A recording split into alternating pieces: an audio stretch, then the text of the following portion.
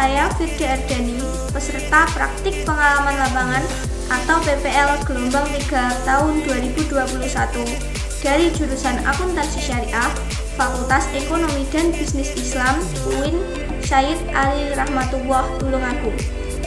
Di video kali ini, saya akan menjelaskan bagaimana proses saya dalam mengikuti praktik pengalaman lapangan yang dilaksanakan di daerah masing-masing.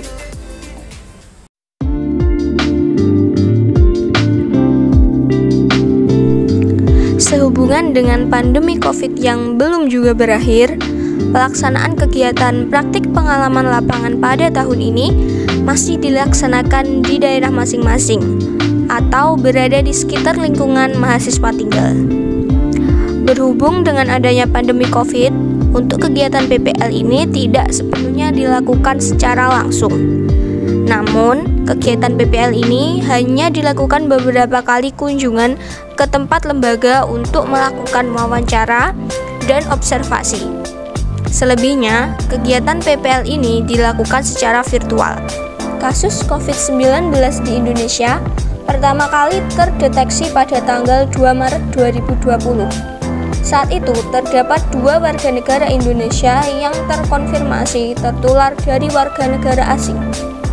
Sejak saat itu, kasus COVID-19 di Indonesia terus meningkat dan pemerintah berupaya untuk dapat mengendalikan laju peningkatan penyebaran penyakit dan peningkatan kematian akibat COVID-19. Sebagai antisipasi terhadap penyebaran virus COVID-19 yang kian merebak, pemerintah memberlakukan pembatasan sosial berskala besar atau PSBB pada tahun 2020. Yang kemudian pada tahun 2021, kebijakan tersebut diganti dengan pemberlakuan pembatasan kegiatan masyarakat atau PPKM. Tentunya, hal ini tak hanya merugikan dari sektor kesehatan saja. Presiden Joko Widodo juga menyatakan bahwa virus COVID-19 juga berdampak pada perekonomian di Indonesia. Ketangguhan usaha mikro, kecil, dan menengah atau UMKM di Indonesia kembali diuji dalam menghadapi dampak ekonomi akibat penyebaran COVID-19. Selain membutuhkan dukungan pemerintah, pelaku UMKM perlu melakukan terobosan dan strategi agar tetap mampu bertahan di tengah lesunya ekonomi. Pada kesempatan kali ini, saya melakukan praktik pengalaman lapangan di salah satu UMKM yang berada di Kabupaten Tulungagung, tepatnya di Dusun Tawang, Desa Tugu, Kecamatan Rejotangan. UMKM tersebut bernama Udi Nugraha Food. Udi Nugraha Food merupakan UMKM yang bergerak di bidang makanan ringan, serta mempunyai andil sebagai penggerak ekonomi bagi lingkungan sekitarnya. Peran UMKM sendiri juga sangat penting dalam memberdayakan masyarakat agar memiliki kemandirian di dalam bidang ekonomi. Maka dari itu, saya tertarik untuk mengetahui bagaimana strategi pengelolaan keuangan pada Udi Nugraha Food dalam mempertahankan penghasilan serta eksistensi usahanya di masa pandemi COVID-19. Pada setiap UMKM, tentunya memiliki kendala dan keterbatasan tersendiri. Faktor-faktor seperti kelayakan usaha, aspek keuangan, pemasaran, serta sumber daya manusia merupakan masalah yang kerap dijumpai. Udi Nugraha Food yang dimiliki oleh Bapak Narto merupakan UMKM yang bergerak di bidang produksi makanan, yaitu olahan berbagai macam keripik beserta makanan ringan. Lokasi dari UMKM ini berada di Dusun Tawang, Desa Tugu, Kecamatan Rejotangan, Kabupaten Tulungagung. UMKM ini didirikan oleh Bapak Narto pada tahun 2008. Udi Nugraha Food bisa dikatakan mengalami perkembangan yang cukup pesat. Dengan seiring berjalannya waktu, produk-produk yang diproduksi oleh Udi Nugraha Food mulai dikenal oleh masyarakat luas dan tentunya semakin diminati oleh para konsumen.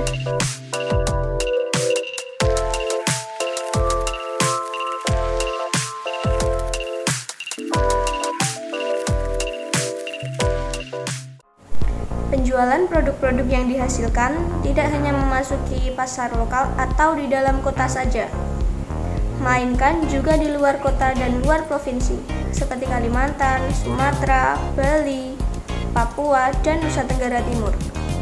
Bahkan penjualan tersebut pernah sampai ke negara tetangga seperti Malaysia dengan keripik singkong sebagai andalannya. Pengiriman produk tersebut sekali kirim saja mencapai 1 kontainer untuk dikirim ke luar negeri. Namun, sangat disayangkan, akibat pandemi COVID-19 yang belum berakhir, untuk saat ini UD Nugraha Food berhenti mengekspor produknya. Produk andalan yang diproduksi pada UD Nugraha Food yakni keripik singkong aneka rasa, mulai dari rasa manis, asin, dan pedas, serta inovasi produk terbaru dan paling diminati masyarakat lokal, yakni makaroni pedas dengan berbagai varian, di antaranya yakni pedas daun jeruk, dan pedas keju, di mana dalam 1 tahun produksi, UD Nugraha Food bisa mencapai 10 ton penjualan. Tidak hanya menjual produk yang diproduksi sendiri, melainkan juga mempacking ulang dan menjualnya lagi ke pasar. Selanjutnya, untuk pengelolaan keuangan sudah berangsur-angsur dilakukan dengan pencatatan yang lebih baik. Saat saya pertama kali datang, masih menggunakan pencatatan akuntansi secara manual. Namun, setelah saya beberapa kali observasi, sudah dilakukan peralihan dari manual menjadi terkomputerisasi, dengan mulai melakukan pencatatan akuntansi melalui Microsoft Excel. Meski telah terjadi penurunan laba usaha, pemilik UMKM ini tak kurang akal untuk terus mempertahankan usahanya melalui pengelolaan keuangan yang lebih baik, beserta menginovasi produk-produk yang dihasilkan. Namun, dalam pelaksanaannya, saya tidak mendapatkan informasi detail mengenai pencatatan laporan keuangan pada UMKM tersebut. Hal ini dikarenakan pemilik beserta pihak terkait cukup tertutup dan sedikit merahasiakan. Selanjutnya, untuk mempertahankan laba usaha tersebut, pemilik usaha melakukan inovasi produk untuk meningkatkan laba usaha yang sempat menurun akibat adanya pandemi COVID-19. Mengenai pengelolaan keuangan, sebaiknya harus tetap diperhatikan dengan seksama pada setiap transaksi beserta kas yang masuk dan kas keluar. Hal ini agar tidak terjadi ketidakseimbangan antara pengeluaran dan pemasukan. Untuk menghadapi beberapa masalah yang terjadi mengenai strategi pengelolaan keuangan dalam meningkatkan laba usaha di masa pandemi, ada beberapa hal yang perlu diperhatikan oleh pemilik usaha. Hal-hal berikut dapat digunakan sebagai referensi untuk kemajuan UMKM tersebut ke depannya. Yang pertama, perlu dilakukan pencatatan dengan rinci pada Microsoft Excel untuk setiap transaksi. Yang kedua, memaksimalkan sumber daya manusia dengan melatih karyawan agar lebih handal dalam bidangnya masing-masing. Yang ketiga, memfokuskan dan memperluas penjualan khusus untuk pasar lokal guna memaksimalkan laba usaha dan mencoba terobosan baru untuk dapat kembali memasuki pasar nasional dan luar negeri. Yang keempat, selalu mengutamakan penjualan atas prinsip akuntansi guna memaksimalkan laba usaha yang diperoleh. Dan yang kelima, tetap mengawasi dan mengontrol setiap pembukuan yang dilaksanakan, serta meninjau ulang berapa pengeluaran dan pemasukan di setiap periode.